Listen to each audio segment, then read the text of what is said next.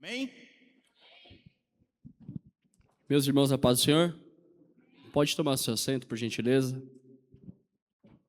Assentando-se, abra sua Bíblia em Apocalipse, capítulo de número 2. Deixa Deus te usar aí. Só se não for te atrapalhar. Eu vou aproveitar que não é toda vez que a gente tem um Eliel para fazer um fundo musical para a gente, né? Então, vai deixar Deus te usar aí, meu amigo. Meus irmãos, com muita alegria estou aqui, juntamente com vocês, para cultuar o nome do Senhor e com a responsabilidade de trazer a palavra de Deus. Eu gostaria de que, enquanto você procura aí na sua Bíblia, externar os meus agradecimentos ao Senhor por mais essa oportunidade, a toda a liderança da Juventude ADC. O convite foi feito por intermédio do nosso irmão Felipe. Ele disse que agora está sendo transmitido. Eu falei, misericórdia. Ele falou que vai depois assistir para ver as heresias. Aí eu tô ruim, né? Falei, mas depois manda para mim que daí eu vejo também e tento corrigir. Mesmo o Felipe não estando aqui, ele comentou comigo que tinha um compromisso na cidade de Toledo, se não me falha a memória. Deixo aqui externado os meus agradecimentos ao restante da liderança, Rodolfo, Bruno, o Tiago e todos os irmãos. Isaac, Deus abençoe.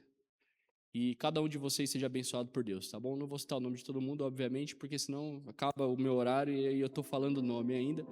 Mas não podia deixar de agradecer minha esposa, meu filho, que sempre me acompanham. Deus abençoe vocês.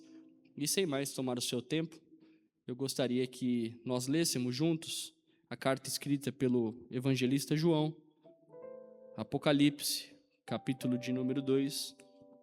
Falei, eu vou deixar marcadinho ali para chegar lá e eu só abrir a Bíblia, mas aí o Efraim tirou de lá. Mas bem. Apocalipse, capítulo de número 2. Vamos ler a partir do versículo de número 8 até o 11. Amém? O texto nos diz assim: Ao anjo da igreja em Esmirna escreve, aquele que é o primeiro e o último, que foi morto e ressuscitou, afirme as seguintes coisas: Conheço as tuas obras e a tua pobreza, e também a sua aflição. Contudo, tu és rico. Conheço a blasfêmia dos que se dizem judeus, mas não são, pelo contrário, são a sinagoga de Satanás. Não tema nada do que estás prestes a sofrer. Eis que o diabo está para vos lançar alguns de vós na prisão, a fim de que sejais provados e sofrereis perseguição durante 10 dias. Sê fiel até a morte, e eu te darei a coroa da vida. Aquele que tem ouvidos, ouça o que o Espírito diz às igrejas. O vencedor, de maneira alguma, sofrerá a punição da segunda morte. Amém? Mantenha a sua Bíblia aberta, por gentileza. Nós recorreremos a ela durante algumas vezes. E, como já foi dito aqui anteriormente, não me recordo por quem, vocês estão estudando sobre as cartas do Apocalipse. E hoje nos é incumbida a missão de ministrar sobre a segunda carta. Antes de tudo, eu não posso adentrar a carta propriamente dita, antes de situarmos-nos no contexto a qual ela foi escrita e submetida. Provavelmente, quem ministrou a primeira vez já situou vocês, mas eu gostaria de refrisar o motivo pelo qual quem escreveu, por que, onde estava, para que assim você tenha uma compreensão melhor do que o livro de Apocalipse retrata. É bem visto que o autor do livro ele é descrito no capítulo de número 1, e sendo esse homem um discípulo de Jesus, a qual você já deve ter ouvido falar muito sobre ele. Inclusive, a última vez que preguei aqui, preguei o Evangelho de João, capítulo de número 6, e me recordo muito bem. João, você sabe que foram um dos discípulos, ou por que não dizer o discípulo mais próximo. Eu não vou dizer mais amado, porque seria uma presunção dizer isso, afinal de contas, eu não posso saber mal o que passa na minha cabeça, mas dizer que Jesus amava mais a João do que os demais, eu corro um risco de cometer um erro. Mas é bem verdade que ele era o mais próximo. João é aquele que a Bíblia menciona que repousava a sua cabeça sobre o peito de Jesus e, por que não dizer que até em alguma das ocasiões adormeceu no peito de Jesus.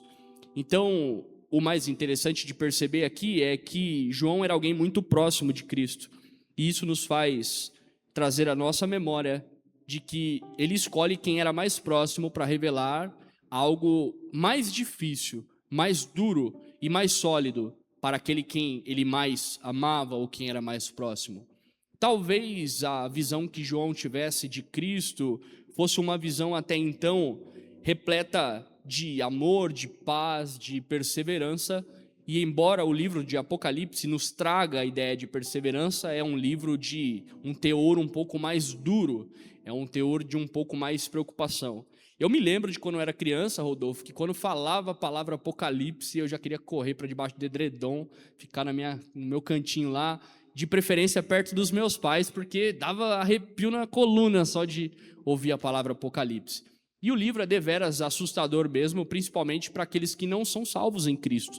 Porém, o motivo do qual Apocalipse é escrito, e Apocalipse traduzido literalmente seria o livro das revelações, aquelas coisas que aconteceriam a partir de então, nos traz a ideia de que é preocupante para aqueles que não são salvos, mas é uma injeção de ânimo e um fôlego a mais para aqueles que já estão salvos em Cristo, para que continuem, perseverem e alcancem o sinal da vida eterna.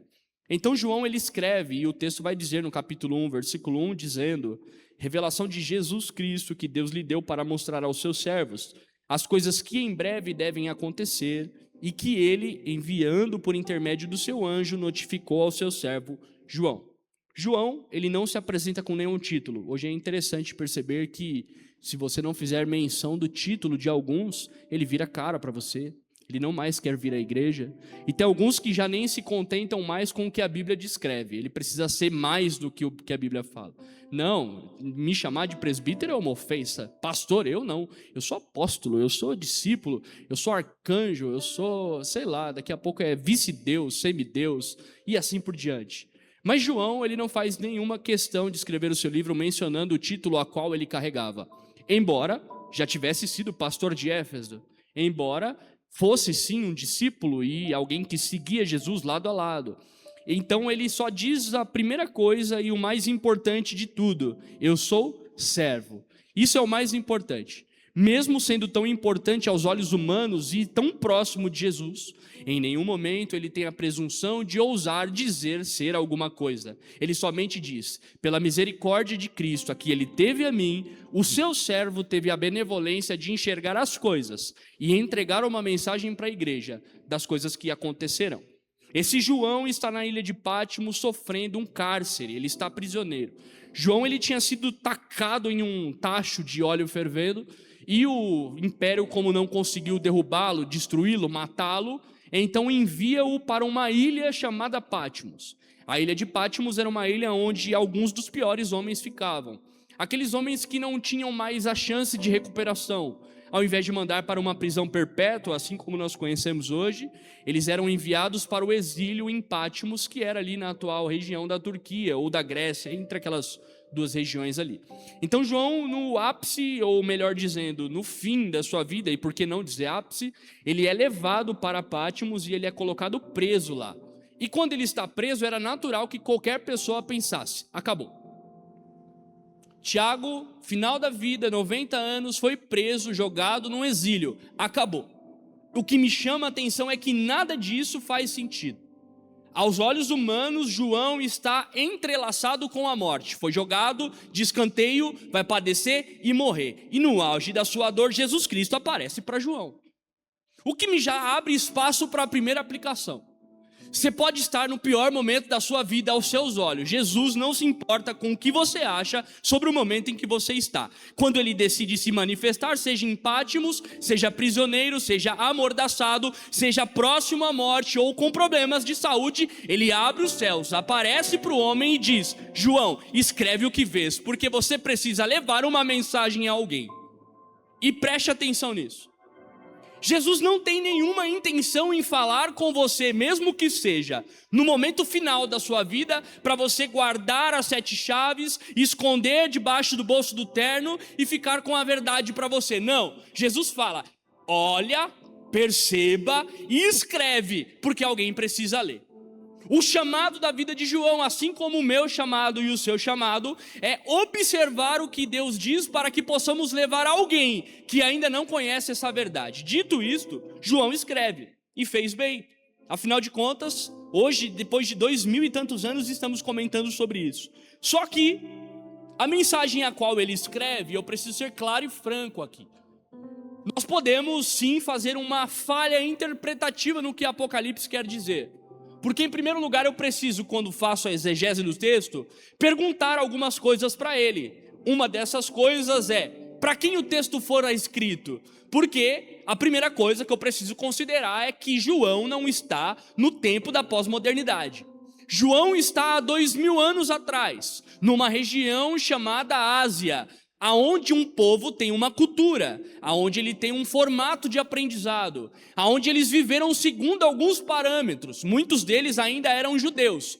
Então, a primeira coisa que eu preciso entender é, por que João escreve, certo? Mas para quem ele escreve? Porque sabendo para quem ele escreve, eu consigo entender a veracidade do que o texto me propõe. Então eu preciso estar com essa pergunta feita na minha cabeça. Para quem João escreve Apocalipse? Nós vamos descobrir. Mas antes, falando sobre a data, o local e o contexto histórico do Apocalipse, o destino do livro de João que escreve está em Patmos, são para 7 igrejas.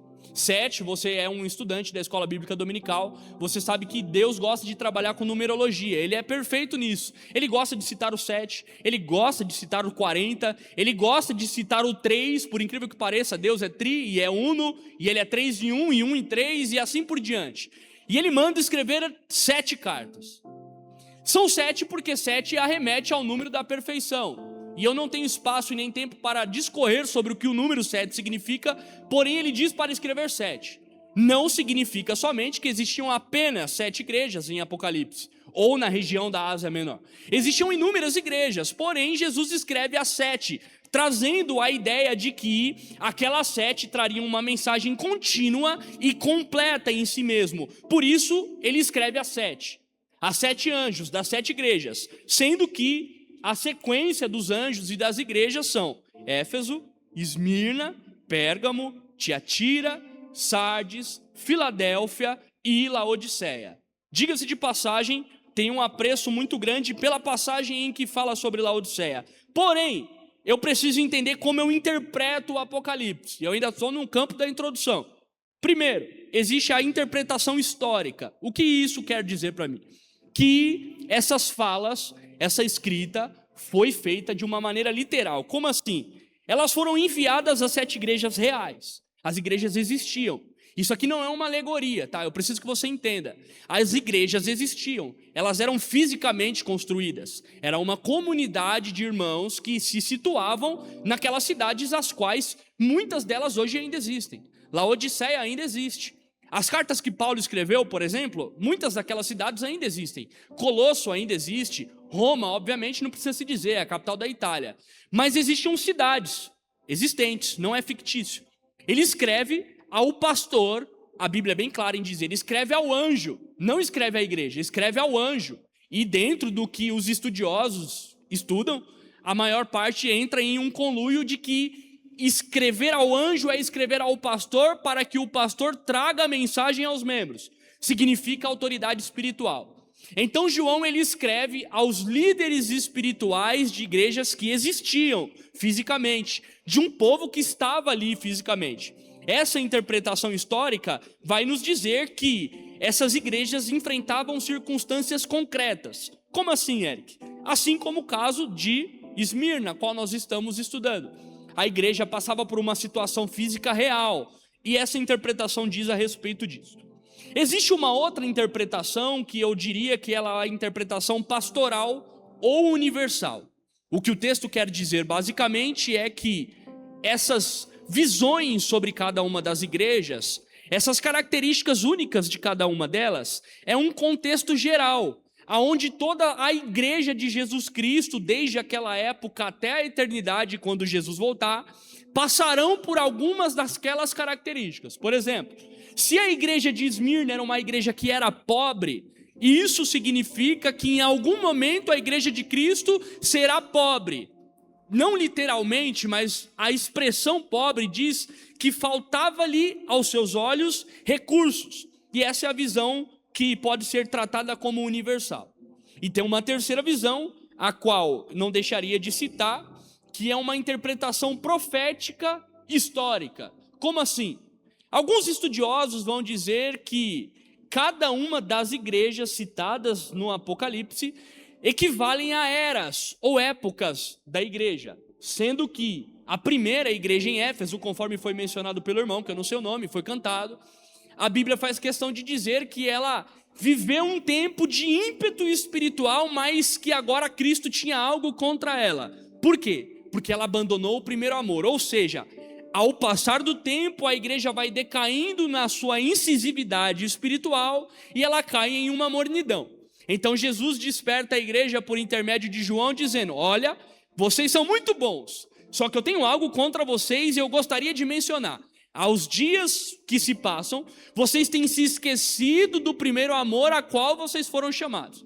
E seguindo essa cronologia, cada uma das épocas ou cada uma das igrejas equivalem a uma época, sendo que, por exemplo, a igreja de Laodiceia, que é a última, equivaleria à igreja morna. É por isso que Jesus escreve: sejas frio ou sejas quente, porque se fores morno, vomitar-te-ei da minha boca. Então, o que eu quero dizer para vocês aqui, como é um estudo, e eu preciso explorar todas as vertentes, é que existem pelo menos 3 visões. E eu não vim aqui para enfiar uma na cabeça de alguém, até porque nem teólogo eu sou e eu não poderia fazer isso. E dentro do ambiente acadêmico eles ainda não se decidiram, então quem sou eu para definir? Mas algo que é próprio e eu posso afirmar categoricamente é que se Jesus mandou escrever, para mim serve, porque eu sou igreja. Se Jesus mandou escrever, para você serve em algum aspecto ou área da sua vida, porque você é a igreja. Então, a conclusão que temos é: independente da versão interpretativa que nós adotarmos, há um texto, há uma mensagem de Cristo entregue para a vida de João, para que ele entregasse ao pastor das igrejas que existiram fisicamente, para tratar uma característica distinta da vida de cada um de nós, ou de cada um deles, que se engloba a cada um de nós. Abra um parênteses. Por que faz necessário mencionar a diferença? Porque justamente eu não sou igual a você. Talvez você escute uma pregação como essa e você possa sair daqui dizendo: perdi meu tempo, devia ter ficado em casa, sábado à noite de chuva, e eu escutei algo que não era para mim. Talvez realmente possa não ter servido nada para você. Só que tem pessoas com características diferentes, contextos diferentes, vidas diferentes, e cada uma dessas mensagens vai sendo aplicada na vida de cada um. Nós temos uma tendência a ser muito egoístas. Eu vou para a igreja para escutar. Na verdade, nós nem viemos aqui para escutar. Nós viemos aqui para entregar um culto a Deus. Só que Deus, como Ele é misericordioso, Ele olha e Ele, principalmente para quem está cultuando com verdade, com espírito, Ele diz: já que esse homem e essa mulher está me procurando, eu vou pela minha mão graciosa e poderosa entregar uma mensagem à vida dele, para abastecer com combustível, porque talvez algumas pessoas tenham entrado parando, e talvez você seja uma delas. Eu nem estou trilhando pelo caminho correto, mas a grande verdade é: nós não podemos ser crentes egoístas. Ah, mas não está falando comigo. Talvez é porque você não está prestando atenção o suficiente. Mas o próprio Jesus manda escrever cartas distintas a pessoas diferentes, porque ele entende: cada um tem uma necessidade diferente em certos momentos da sua vida. Então João escreve. Dito isso, essas interpretações, da semana passada vocês estudaram sobre a igreja de Éfeso. Mas agora nós vamos estudar sobre a igreja de Esmirna. E antes de começar a aplicar, porque eu vou ser bem breve aqui, eu preciso analisar um pouquinho o contexto da cidade. Está comigo? Diga amém. Tá mesmo? Então tá bom. Essa parte é um pouquinho mais maçante, principalmente para quem não gosta de história. Apesar que eu gosto, então não tenho problema. Jesus ele vai falar com João. João, escreve o que vês. João está tendo uma visão na ilha de Patmos. O céu se abre e ele começa a perceber características da cidade. E agora Jesus vai dizer: João, essa mensagem que eu tenho para você é para você escrever para a cidade de Esmirna, a igreja de Esmirna, o pastor que está lá, para que ele comente com os membros que servem naquela igreja, naquele local. E essa cidade de Esmirna, ela tem uma característica muito importante. É bem verdade de lembrar que ela existe até hoje. Ela, se você quiser procurar no Google aí, o nome dela hoje é Izmir e ela está na Turquia. Essa cidade ela é portuária, ela está na costa do Mar Egeu, assim como a maioria das igrejas e das cidades que ali se encontram escritas. E estar à costa ou estar na beira, ter um porto, significa que vai ter um grande fluxo de pessoas. Por quê? Porque as rotas comerciais não eram feitas pelas BRs que nós conhecemos hoje, até porque não tinha carro. Tinha cavalo, mas cavalo não precisava de asfalto, pelo menos espero eu que não precisasse. Mas elas eram feitas pela trajetória marítima. E então uma cidade que está na beira de um porto, conclui-se que ela vai ter uma grande movimentação de pessoas. Por quê? Porque o comércio está ali. Então, eu ainda consigo pensar numa outra característica. Se tem muitas pessoas e são rotas comerciais, você concorda comigo que nem tudo é produzido ali? Provavelmente existiam coisas que não eram produzidas ali.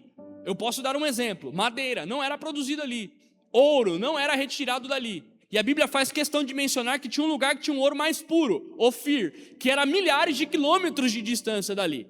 Então eu concluo que, assim como o Brasil é um país com uma costa extensa, e se você for lá no Rio Grande do Sul, e depois no outro dia você estiver lá no Rio Grande do Norte, e você tentar ouvir as duas pessoas conversando, sendo brasileiros e falando português brasileiro, você vai ter dificuldade de compreensão e entender o que eles falam.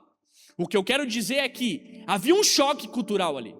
As pessoas eram de várias regiões diferentes, e isso fazia com que fosse uma cidade, além de cosmopolita, uma cidade com uma grande divergência cultural. Só que agora para pensar. É uma cidade com divergência cultural, tem uma igreja estabelecida, só que o império é romano. Um cenário cultural diferente diz para mim, por exemplo, que se eu for num país africano, provavelmente ele vai ter uma religião diferente do cristianismo. Só que alguns deles eram judeus. Alguns outros eram judeus, mas não eram mais, porque agora já haviam se convertido ao caminho. E ainda existe a religião do império, aonde o imperador deveria ser adorado. E isso é interessante de pensar porque é muito parecido com o nosso contexto. Nós estamos em uma cidadela, um país que se considera como laico, que em sua grande maioria usa-se de pretexto para que religiões não sejam pregadas. E eu nem estou falando sobre coisas políticas, mas naquele tempo não era um estado laico, era um estado professo, era um estado declaradamente ímpio, pagão. Roma era quem mandava. Você ser alguém que constituía uma religião diferente, era evidente que você sofreria algum tipo de perseguição. Porque se a religião oficial era a de Roma, e Roma mandava adorar aos imperadores, agora Jesus vai escrever para a igreja: adore somente ao teu Senhor. Algum problema você vai ter. E se você não sabe, nesse contexto, alguns imperadores tinham sido extremamente tiranos. Como, por exemplo, Nero, que veio um pouco de tempo antes. Ele tinha capacidade de colocar pessoas penduradas em tochas em praça pública, enchê-las ou preenchê-las de óleo, passar óleo em suas roupas e atear fogo 8 horas da noite para que ele fosse com a sua família presenciar tal evento que, segundo a sua visão, era ilustre, era maravilhoso. Tacar fogo em gente viva, em praça pública, era o tipo de gente que você tinha. Agora, um enviado do inferno como esse está sobre o domínio de um país inteiro, a qual uma igreja que serve a Jesus está lá. E o grande problema é, se eu só posso servir a Jesus, mas a lei do país manda eu adorar a César, o que é que eu faço agora? Esse é o primeiro problema que nós temos em Esmirna. O segundo problema é o seguinte: Esmirna é uma cidade que ela é rica, porém aqueles que se desvirtuavam do que o império dizia eram jogados às margens da sociedade. Portanto, faziam um grupo similar. Vou dar um exemplo para você entender. Era como se fosse a favela. A favela fica do lado de fora do centro da cidade. Então, se você for lá em São Paulo, por exemplo, que eu acho que é o ambiente mais propício para citar, você for lá na Brigadeiro Faria Lima, onde é o centro financeiro do Brasil. Logo um pouco depois, 2 quilômetros, você tem uma favela gigantesca. No Morumbi, por exemplo, é um outro exemplo muito claro, aonde de um lado da avenida Morumbi está prédios de milionários, bilionários às vezes, e do outro lado tem uma favela. E aqueles que estão na favela não podem passar para o lado de lá, porque é uma restrição. Os próprios ricos hoje fazem a segregação e eles não querem os pobres no meio deles. Então naquele lugar era mais ou menos essa divisão. Então tinha uma linha imaginária. Eles diziam: serve a César, fica para cá. Não serve, vai para lá porque você é um imundo, um lixo, e você não pode compactuar no mesmo ambiente que nós. Então agora eu tenho 2 problemas. O primeiro, a perseguição religiosa. O segundo, que traz-se da perseguição religiosa, que é a falta de recursos. Por quê? Porque se eu não tenho acesso a quem tem, eu também não vou ter. Se eu tenho um comércio hoje, Rodolfo, e eu não posso vender para 90% da população, provavelmente eu vou ficar próximo da falência. Então agora, além de eu ter uma restrição religiosa, eu tenho uma restrição financeira. E o negócio começa a apertar. Não somente dito isso, eu tenho uma restrição social. Por quê? Porque as festas, elas aconteciam para as entidades. Por exemplo, a igreja de Esmirna, em sua característica principal, a cidade de Esmirna, ela era uma cidade muito próxima de Roma. Tanto que houve um edito de um dos imperadores, aonde ele disse, eu te dou uma concessão e eu exijo que vocês construam um templo à deusa Roma, porque se você não sabe, Roma é o nome de uma deusa, e a cidade faz alusão a essa deusa. Então, o imperador da época, ele vai dizer, construa um templo para essa divindade dentro da cidade de Esmirna. Agora, Eliel, eu tenho um problema, porque além de eu ser isolado financeiramente, além de eu ser perseguido religiosamente, eu não posso mais estar em comunhão com as pessoas. Por quê? Já que eu não participo, eu não posso ir lá na festa. Eu não sei se aos seus olhos é um problema, mas para aquelas pessoas, diferente de nós, que se tranca no quarto e fica no WhatsApp o dia inteiro, eu queria falar com tal pessoa, você fala com ela o dia inteiro. Na hora que você encontra com ela pessoalmente, você deixa ela de lado e vai conversar com outra pelo WhatsApp. Ver pessoas e se ajuntar naquela época era algo magnífico. As pessoas esperavam o ano inteiro por isso. E não somente os romanos, os judeus também. Páscoa, Pentecostes, eles se uniam. A festa não era só sobre lembrar Jesus, obviamente que era o principal, mas era sobre se reunir e juntos lembrarem a Jesus. E estar junto era algo importantíssimo. Participar de refeições juntos era algo importantíssimo. Agora eu estou restrito, isolado, perseguido e apobrecido ou empobrecido, seja lá como você preferir. E o que mais eu ainda tenho de dificuldade? Todo o status social que se poderia encontrar não tinha mais.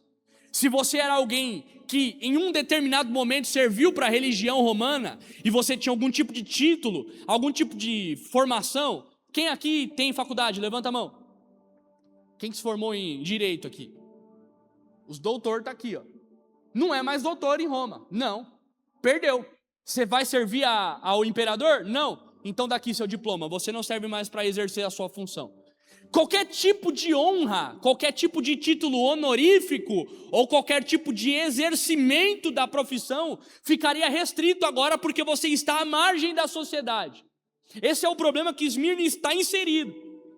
Mesmo participando de um lugar rico, mesmo participando de um lugar onde havia uma confluência e uma convivência com pessoas, mesmo participando de um lugar onde era próspero e tinha tudo para dar certo, se eu segurasse o rojão de dizer que Jesus era o meu Senhor, eu estava com sérios problemas.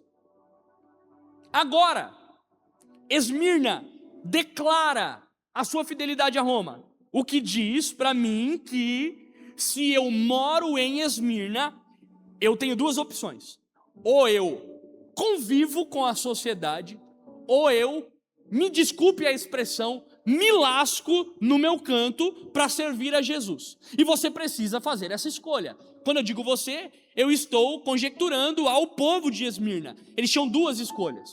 Natan, ou você vive na sociedade, você trabalha, você estuda, você passeia, você vai ver as coisas, você convive, ou você serve a Jesus. Porque se fugir disso, o negócio vai começar a ficar complicado.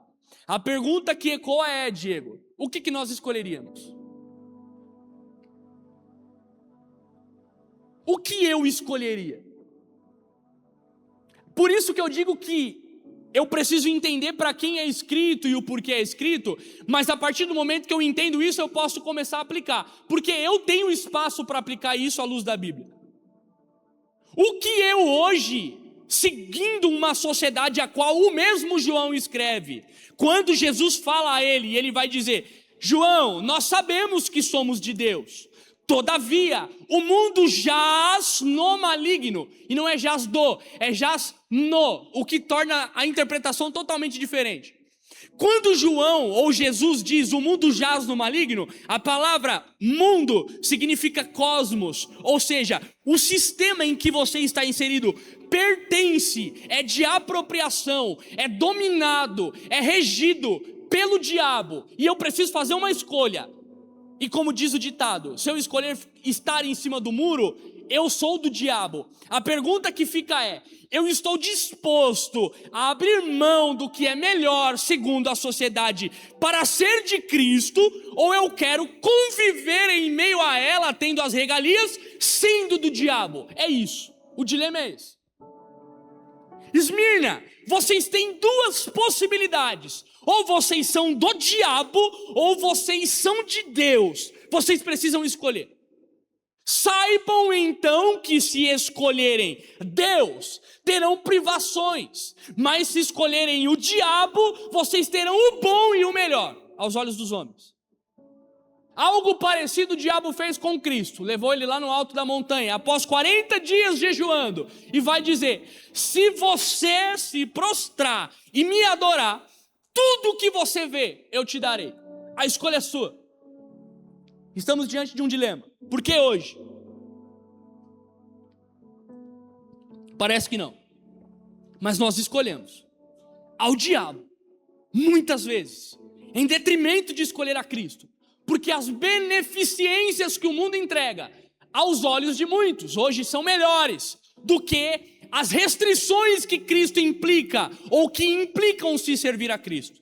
Mas eu preciso começar a aplicar o que o texto diz. A situação da igreja é o que Cristo está dizendo a ela. Você está diante dessa situação, mas eu tenho uma mensagem para vocês: não temas, ser fiel até a morte. Você está compreendendo o que eu estou dizendo? Diga amém. Vamos para o texto então? Então eu vou aplicar em alguns pontos. Eu não vou contar quantos para você não ficar contando e ficar com pressa de ir embora aí. Eu vou falando e você vai ouvindo. Primeiro ponto, versículo 8. Estas coisas diz o primeiro e o último, que esteve morto e tornou a viver. Apocalipse capítulo 2, versículo 8. O primeiro ponto que eu gostaria de meditar com você é o seguinte: antes de olhar a tribulação, olhe para quem Cristo é e o que ele representa. Eu vou repetir: antes de observar, viver, reclamar ou pestanejar sobre qualquer uma tribulação que você viver, olhe para quem Cristo é. Eu vou citar a Bíblia. Não devendo de forma alguma, nem precisando, abdicou da sua glória, desceu à terra, sofreu a morte, e a morte de cruz, que era a pior de todas, era para quem era miserável, era para os piores, era para quem fazia o pior na sociedade. Ele abre mão de um trono de glória, à destra do Pai, ele desce à terra e ele diz: eu não precisava, mas mesmo assim, abdico de tudo por causa de vocês. A pergunta é: eu não abdico do meu conforto, da minha cama, num domingo de manhã, para vir para o culto por causa de Jesus, sendo que ele abriu mão do céu para morrer por causa de mim. Só que o primeiro ponto é sobre as tribulações, e Cristo ele apresenta a si mesmo antes de qualquer coisa. A primeira coisa que João vai falar não é sobre a tribulação. Ai, como as coisas estão difíceis. Ai, como o meu emprego é ruim. Ai, mas como é ruim ficar nessa ilha de Pátimo. Tá cheio de cobra, 40 graus, não tem água potável, não tem ar-condicionado. Eu tô com a roupa suja e não tem lugar para tomar banho. Apesar que tinha os rios lá, ele podia pular no Marejão e tomar um banho lá. E se bem que tomar banho em água salgada não é muito bom. Porém, ele não decide reclamar, ele nem fala sobre nada. E Jesus, ele também não começa a citar. Ele poderia falar: verdade, hein, Rodolfo? Tadinho, coitadinho. Foi tanta prova essa semana, né? Foi tanta dificuldade. Teve que lidar com o problema dos jovens. E tem o fulano que dá trabalho. E tem a irmã que não sei o quê. Não, Jesus não faz isso. Jesus, ele manda João escrever. E olha que interessante. Diga para eles primeiro quem que os escreve. E ele vai dizer: quem é que escreve então, Jesus? Quem é que fala, melhor dizendo? Essas coisas diz o primeiro. Eu vou falar sobre o primeiro. Cristo, como ele não começa falando sobre a pobreza, sobre o problema, sobre o sofrimento da igreja, ele começa mostrando quem que ele é. E ele começa dizendo que ele é o primeiro, porque Esmirna só poderia interpretar corretamente a tribulação depois de compreender a identidade de quem o fala. E ele vai dizer: eu sou o primeiro. Essa expressão não quer significar somente que Jesus existia e continuará existindo, não. É para que eles entendessem da seguinte forma: antes que vocês começassem a sofrer, eu já tinha vindo e sofrido primeiro. Eu já sabia que vocês sofreriam tais coisas. Eu já tinha um plano na sua vida antes que você imaginasse nascer. E aí tem um profeta que vai entender isso e ele vai escrever: antes que houvesse dia. E aí ele vai dizer, Isaías 43, versículo 13: eu sou. Antes, Davi vai dizer no Salmo 139, que eu fosse formado no ventre da minha mãe. Isso aqui para mim é coisa maravilhosíssima. Quando nem o meu pai ainda existia, o Senhor já tinha cada um dos meus dias anotado nas suas mãos. Isso aqui é maravilhoso de compreender. Porque mais importante do que qualquer tribulação que venha me assolar, eu preciso ter a certeza de que Jesus já está lá nela antes de ela chegar. E quando Jesus está com alguém em meio à tribulação, a grande verdade é: pode doer e vai doer, mas ele vai passar contigo. Por isso que ele diz: quando passares, o mesmo Isaías, ele não está dizendo: se você passar, eu vou estar contigo, se acontecer, eu vou estar contigo. Ele vai dizer: quando, comando indefinido, mas vai. Quando significa vai, você pode até passar, mas antes de começar, eu já estou lá contigo, e eu vou continuar te acompanhando, e você vai passar por ela, vai doer, mas eu vou passar com você, porque em meio à sua dor eu vou te consolar. É por isso que ele se apresenta assim. O que ele está querendo dizer no final das contas é: eu sou o primeiro e o último. Ele está dizendo: quando começa, eu já estou, mas pode ter certeza que quando terminar, eu vou ser o primeiro a declarar ao seu coração: eu te amo e por isso eu passei junto. Por mais que doeu, eu tenho acompanhado. E o que mais, Eric? Ele vai dizer: aquele que esteve morto e reviveu.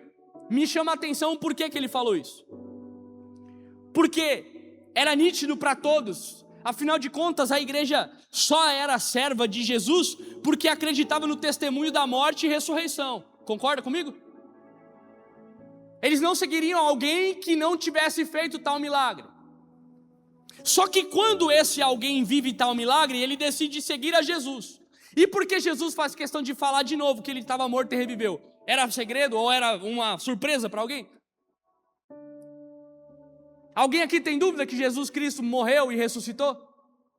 Se tiver e for crente, nós vamos orar, vamos pôr a mão na sua cabeça e expulsar. Ninguém tem dúvida. Eu sei, a pergunta é retórica.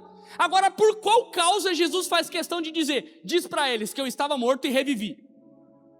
Porque o que Jesus está querendo dizer aqui nas entrelinhas é: eu entendo muito bem a dor que vocês passam. Porque há pessoas que, quando nós estamos passando por momentos de dificuldade, elas até vêm. E eu vou parafrasear, encenando aqui: ô Rodolfo, conta comigo, tá bom? Pode contar comigo que eu tô com você. No dia que você me ligar de madrugada, eu vou olhar no celular e vou falar: 3 horas da manhã, rapaz, me respeita. E desligar e amanhã eu falo.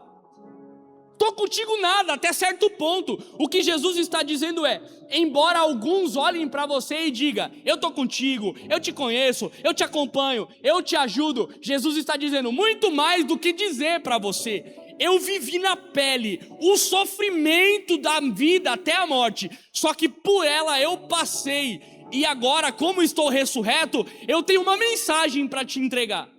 O mesmo Jesus que passou por tudo é o Jesus que estava com eles. Então isso dá uma segurança. Jesus passou por isso e ele está comigo. Logo, presume-se que alguém pensaria: se eu tiver que passar pela dor até da morte, um dia eu vencerei e estarei junto com ele. É por isso que ele diz dessa forma. Agora, o segundo ponto: conheço. Abra aí a sua Bíblia, ou se você já está com ela aberta, leia. Repita: conheço. Nem para ensaio, tá bom? Repita: conheço. Mais forte: conheço. Conhece o quê? Isso aqui é um diagnóstico difícil, Rodolfo. Eu não queria estar na pele literal de alguém que ouve Jesus dizer: quando a irmã do coque levanta e vai para profetizar do seu lado, se você tiver alguma coisinha, se você tiver, rapaz, pensado em xingar alguém hoje, você já fala: meu Deus do céu, imagina se ela falar. Agora Jesus vem na direção e diz: eu conheço o que você faz. É perigoso, é preocupante. E quando fala com Éfeso é mais preocupante ainda, porque ele diz: eu tenho algo contra você. Imagina Jesus falando: eu não tenho nada contra o Henrique, só dá raiva lá no futebol, porque parece o Papaléguas correndo, não dá para pegar. Aí eu fico com raiva. Brincadeiras à parte, agora imagina, não é o Eric falando pro Henrique: Henrique, eu tenho algo contra você, não fica perto de mim não. Jesus olha e diz: eu tenho algo contra ti, meu camarada. Aí o negócio aperta. Só que aqui, o intuito de dizer eu conheço, não é para pressionar, é para ajustar a rota de alguém que está caminhando e se esqueceu de alguém que o acompanha. Perceba, ele vai dizer: eu conheço as tuas obras. E ele vai continuar dizendo. Agora, conhece quais obras? O que estava acontecendo com a igreja? Eles viviam tribulação, pobreza, oposição. E a continuação do texto vai nos dizer, e eu já chego lá, mas quando Cristo declara eu conheço, ele quer dizer algo muito mais profundo. Quando Cristo diz para a igreja de Esmirna: eu conheço as tuas obras, ele quer dizer a seguinte coisa: olha, meus filhos, eu conheço todos os momentos da sua vida. Eu conheço todas as suas tentativas fracassadas e frustradas de agradar ao Senhor. Eu conheço cada uma das tentativas frustradas e falhadas de se santificar. Eu também conheço quando você cai, quando você tropeça. Eu conheço o esforço que é empreendido. Eu conheço os momentos de fragilidade. E Jesus está falando com pessoas aqui. Eu conheço os momentos de trauma, as dores que você não conta para ninguém. Eu conheço as dores que você carrega desde, quem sabe, a sua meninice. Eu conheço quando você entra no seu chuveiro, você dobra os seus joelhos lá, porque você quer chorar em meio ao banho para que ninguém ouça. Jesus está dizendo para a igreja: eles não veem o seu sofrimento. Você está isolado deles, e talvez alguns até aqui assim, querendo se isolar do ambiente de culto, porque ninguém me entende, porque eu não posso compartilhar com ninguém. Talvez você não possa contar nem para o líder. Talvez você tenha vergonha de falar para alguém. Só que Jesus me traz lá na Vila Morangueira para dizer para pessoas aqui: eu conheço mais do que ninguém conhece. Mais do que conhecer, eu estive ao seu lado. E a mensagem aqui não é de alguém que conhece só por conhecer. Não é de alguém que conhece só porque é bonito falar. É alguém que está dizendo: eu sei e estou acompanhando você. Só que algumas pessoas dizem que você não vai conseguir. Algumas pessoas dizem que você não é capacitado. Era o que falavam sobre a igreja. Continuando o texto, perceba que, mesmo conhecendo o que ninguém vê, o sofrimento não significa que Deus abandonou ninguém. Não, muito pelo contrário. Isso aqui eu preciso aplicar porque é importante. Talvez pessoas aqui já presenciaram ou até estão vivendo momentos de sofrimento e que talvez doa tanto que você olhe, pense, mesmo que dizendo para Deus: Deus, eu sou um miserável, eu não deveria estar pensando isso, mas será que por algum momento o Senhor me abandonou? Sofrimento não significa abandono. Sofrimento é uma escola, e essa escola, ela ensina demais. Eu me lembro que quando eu decidi me desviar dos caminhos do Senhor, no começo parecia tudo mil maravilhas, felicidade, alegria, e eu não vou contar o meu testemunho, só quero mencionar. Mas quando Cristo decidiu me chamar, Ele me chamou através do sofrimento. Eu me lembro que em uma noite, drogado até a tampa, fui viciado em cocaína. Eu orando, com 3 buchas de cocaína dentro do bolso, fora as que já estavam na cabeça. E eu dizia ao Senhor: Senhor, me recolhe definitivamente, porque eu não tenho prazer em viver. A minha vida é uma miséria. Eu sou depressivo, eu não aguento mais. Me mata. O ápice do meu sofrimento foi a barreira ou o mecanismo que me levou até Jesus. Não reclame dos momentos de sofrimento da sua vida, porque eles ensinam mais do que muitas coisas. Salomão, quando entende, ele vai dizer: melhor é ir à casa onde há luto do que à casa onde há festa, porque a tristeza aperfeiçoa o coração. Deus usa a dor, o desespero, a fadiga, o cansaço para despertar algo em nós. Só que nossa identidade ela não é definida por esse sofrimento, perceba. Porque no terceiro ponto, veja o que vai dizer a Bíblia. Não temas as coisas que tens de sofrer, é o que o versículo 10 diz. As coisas que tens de sofrer parece, para quem é calvinista aqui, fala para o Felipe que eu chamei ele de calvinista. Para quem é calvinista, numa leitura eu não estou falando mal dos calvinistas, pelo amor de Deus, meus irmãos, é só uma brincadeira. Para quem acha que há uma determinação antes da vida acontecer, olha o que o versículo diz: não temas as coisas que tens de sofrer. Parece uma decisão definitiva, imposta, que não há como escapar. Aí Deus está dizendo, Jesus está dizendo: perceba, vocês têm que sofrer. Eric, o que você está dizendo? Você está fazendo apologia ao sofrimento? Não. Eu estou dizendo que no contexto de Esmirna, eles precisavam sofrer para que algo fosse mudado neles. É o que o texto nos diz. Perceba, não temas as coisas que tens de sofrer. Eis que o diabo está para lançar alguns de vós na prisão, para que sejais provados. Ou seja, Cristo ele não promete livrar imediatamente, ele deixa bem claro: vocês passarão pelo sofrimento. E ele diz ainda mais além: alguns de vocês, e ele diz alguns, não todos. Alguns, não todos. Por quê? Mais uma vez, as características de diferença entre cada um, porque a minha necessidade não é a sua.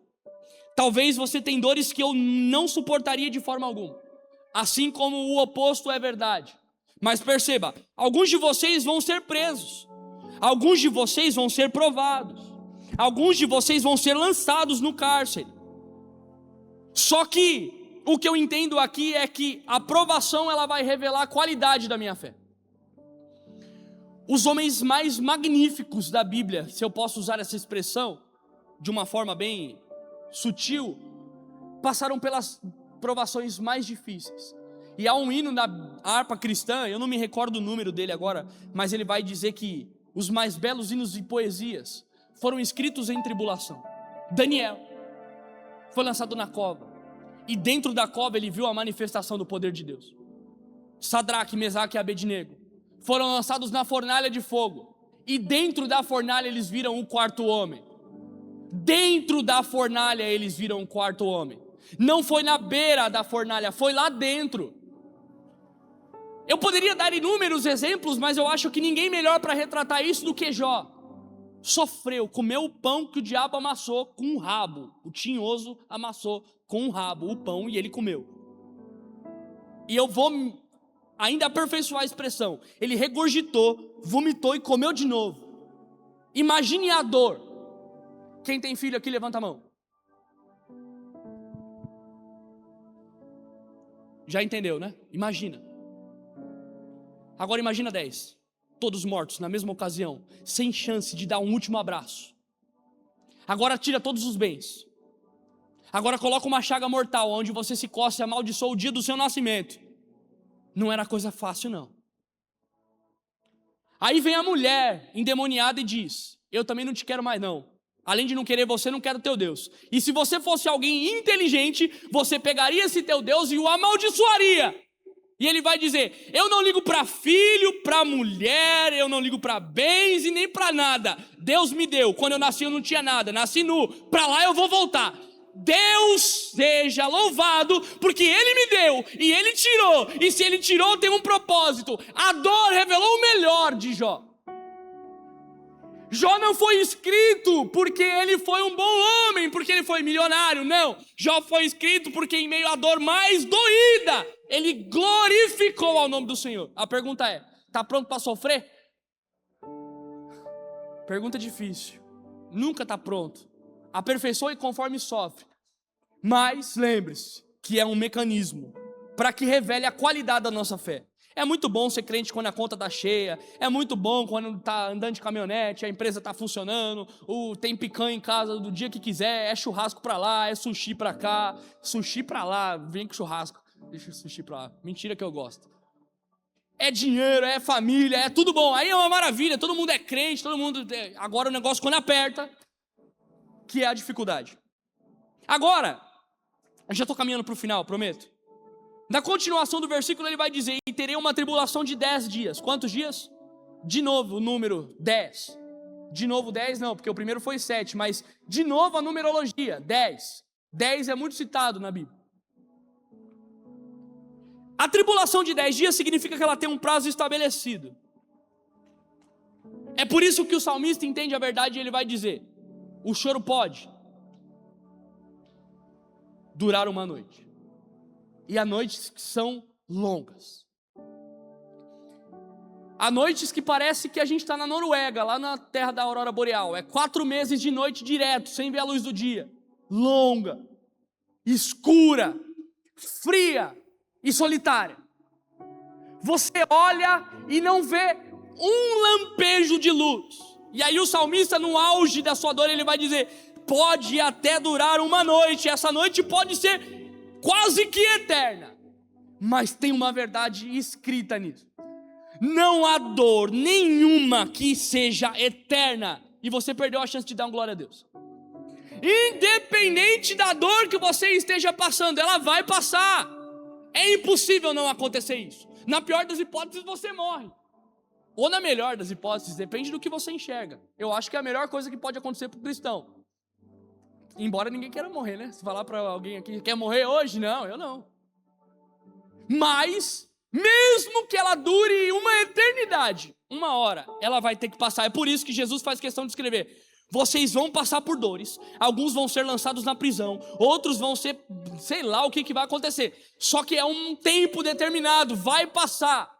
Vocês precisam ter esperança. Vai doer, mas vai doer um pouco. Como dizia nossa mãe quando ralava o joelho: passa o mertiolate que vai arder só um pouquinho. Ardia, mas passava. E no final ficava melhor do que quando começou. O inimigo, ele não possui a liberdade absoluta de atacar você por o tempo que ele entender. Não, ele põe um prazo. Ele quem? Deus. Pode até tocar, como tocou em Jó, mas na hora que eu me revelar, o sofrimento acaba. E isso vira testemunho. Só que a gente pede testemunho e não quer viver as dores que o testemunho causa.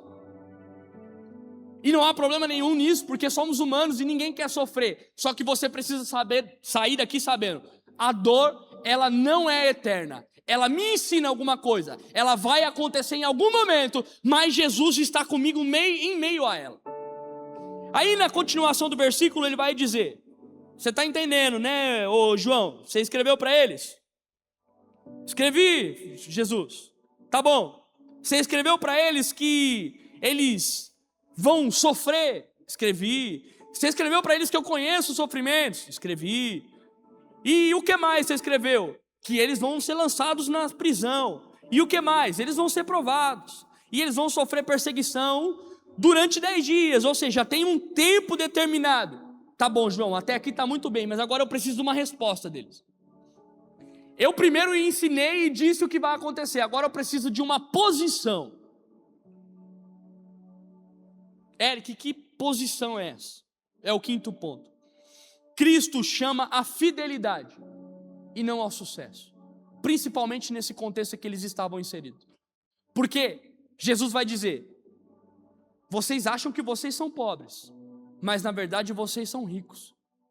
Porque a visão que eles tinham é: eu não posso acessar a sociedade, eu estou excluído, eu estou às margens, eu não tenho possibilidade nenhuma de ascensão social, minha vida será fadada a comer o pão de cada dia, como a oração de um dos escritores: não me dê demais para que eu não me esqueça de ti, e não me dê pouco para que venha mendigar, me dê a porção costumeira. Era o que eles tinham, era um maná, era o de cada dia um leão, como você diz. Tem alguns dias que tem a savana inteira, mas todo dia tem um, pelo menos. Alguns estão mais magrinho, outros vêm mais encorpadinho, mas tem um leão todo dia. Agora ele vai dizer assim: o leão vai vir, é fato, mas eu preciso de um posicionamento. Qual que é esse posicionamento, Eric? ser fiel. Esse é o problema. O que era ser fiel? Era enfrentar a dificuldade de pôr a mão no bolso e não ter o dinheiro da mistura, mas continuar sendo fiel. Era a dificuldade de olhar para fora e ver vários soldados e eles dizerem: eu vou entrar na tua casa e vou matar você, camarada, porque você não vai adorar ao imperador. E ele dizer: sou fiel. Era como um Estevão que está sendo apedrejado, ajoelha e diz: eu estou sofrendo a morte, mas os céus estão abertos e eu estou vendo a Jesus. A posição que era exigida de Esmirna era: você pode sofrer qualquer uma das dores e eu garanto, vai sofrer, mas você precisa ser fiel. Você precisa ser fiel, porque fidelidade vale mais do que preservação. Jesus na história da Bíblia não preservou ninguém da dor, mas os que foram fiéis alcançaram um resultado extraordinário. E se Jesus não poupou os grandes homens da história, por que eu acho que ele deveria me poupar de qualquer coisinha? E agora eu vou aplicar da forma mais poderosa possível. Porque a gente está vivendo numa geração de cristãos fraquíssimos, raquíticos, que não pode ver nada e já está reclamando. O ar da igreja está no 22, eu não vou para a igreja. Hoje quem prega é o Eric, aquele cara chato, eu não vou ouvir ele. Vai congregar, hoje é culto das irmãs, eu não gosto de ouvir os hinos das irmãs, eu não vou para a igreja. Mas o evangelista, não, eu não gosto de evangelizar, sai daqui. Tudo é motivo para abrir mão. Tudo é motivo para deixar de lado. Tudo é motivo para abdicar do que Jesus chamou. Como se o Esaú e o Jacó, o prato de lentilha, eu estou com fome hoje, eu quero que se lasque essa primogenitura, me dá essa comida aqui. Porque é mais fácil satisfazer a carne e os desejos do que olhar para Jesus e dizer: eu vou sofrer por ti. E aqui é onde aperta. Igreja primitiva, até a morte, decapitação, crucificação, fogueira, malefícios, tacho de óleo fervendo, e eles estavam lá. E o hino vai dizer: quanto mais a fogueira queimava, mais se ouvia o louvor. Hoje, quanto mais o fogo acende, mais gente reclama. Um briga com o outro, é cheio de fofoca, cheio de mimimi, cheio de frescura. E Jesus está dizendo: vai ser fiel ou vai ser esse Nutelinha que só vive reclamando? A fala para Esmirna é essa: vocês têm todos os motivos do mundo para desistir, mas eu preciso que vocês sejam fiéis. Para quê? Porque nenhuma vantagem mundana pode se comparar à fidelidade de Cristo, revelada no que isso ainda irá acontecer. Agora eu volto. Apocalipse era para eles, mas é para nós, e é para um tempo futuro. E aí Jesus conclui dizendo: aquele que for, aquele significa que é uma quantidade limitada, fiel até o fim, será premiado com a coroa da vida. Não imagine coroa da vida como um bem material. Isso aqui é lixo, gente. Lixo. Por isso que João vai dizer: as ruas são como ouro e cristal. Não vale nada aquela porcaria lá. É onde eu vou pisar. Se você tem um relógio um pouquinho bonito, se bater em algum lugar, você já fica todo amuado já. Lá, o chão é de ouro, não serve para nada, não, é uma miséria. Agora Jesus está dizendo: eu vou te dar uma coroa. Aí você está todo fácil: nossa, outra coroa no céu.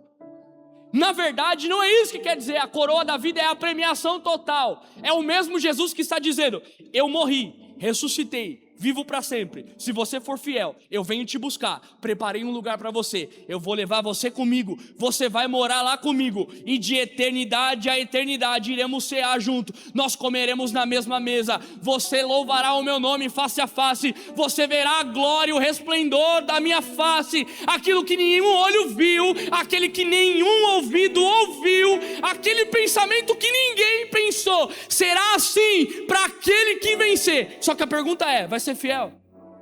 Se coloque de pé.